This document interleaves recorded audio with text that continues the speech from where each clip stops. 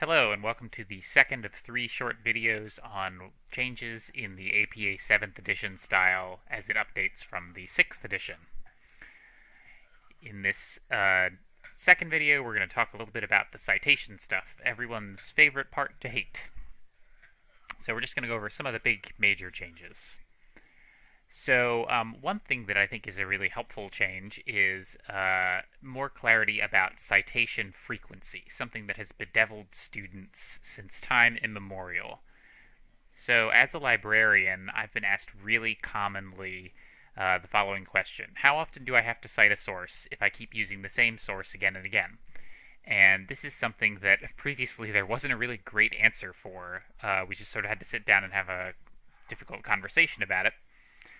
And it's still not perfect, but there is now far clearer guidance in the manual about oversighting, underciting, and how that plays into plagiarism. So what does that look like? Because there are visuals. So here's a little screen grab of part of the manual, and you can see it's the same source being cited multiple times in the same paragraph in a correct way using a lot of variation that shows clearly how you can cite in a variety of styles and always make it clear that you are in fact using the same exact source, even though you may not be doing the parenthetical citation the same way every time. And actually, you can see a notable difference here that aids a lot in terms of readability is that in the second citation where the author's name is mentioned, a year is omitted. And that is allowed now. It was not something that was previously allowed before, and that just fits with a general theme that the changes they've made really update things to make things a little bit more user-friendly in a wide variety of ways. So a second way in which that plays out is there's much more information about dealing with newer source types.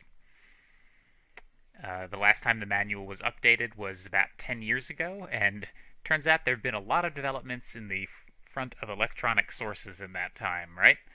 So, for example, there are lots of new illustrations of how to deal with different types of sources and situations that were getting fudged in the 6th edition because no one had planned for them. Social media, for example. Didn't seem like it would matter. Now it matters a lot. So there are copious examples of that. But also, there's more guidance about a really common situation when students find sources online, which is how to deal with like a group author. If that group is the author, but they're also the publisher, like what do you do and how does that apply to the rules? So there are lots of examples of different sorts of things that are new.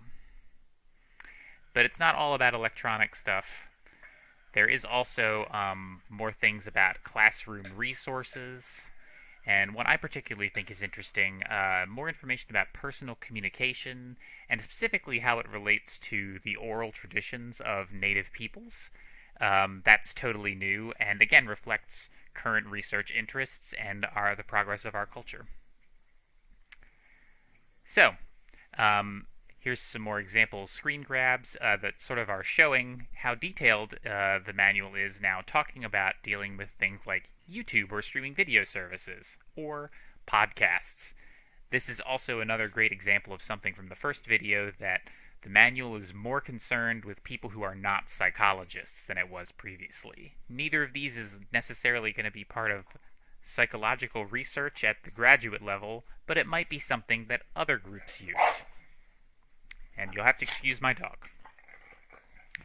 So last but not least, let's talk about a couple of specific standards and changes in references. One is that if you were familiar with the last edition, you were not allowed to include the links. You had to delink everything, and now you can. You can just leave the hyperlinks alone. And you also don't typically have to include the phrase retrieved from unless there was a specific date.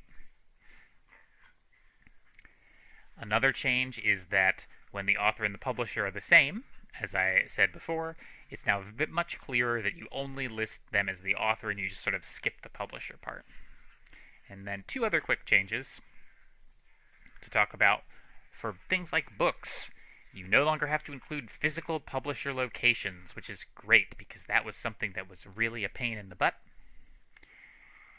And then this is the one that I think most people know about and have talked about is in the references list, it is the case now that you have to include up to 20 authors for a paper, if a paper or another kind of source has that many individual authors, up to 20. That stinks. But in exchange, in the in-text citations, that has been greatly simplified, and now if there are three or more authors, you immediately say, the first author et al. So there's a little bit of added work on the references end, but there is a lot smoother and easier sort of rules for things that are in the text, I think you can see. So that's kind of all we were going to talk about here in our second video, and I hope you'll look at the manual for more information.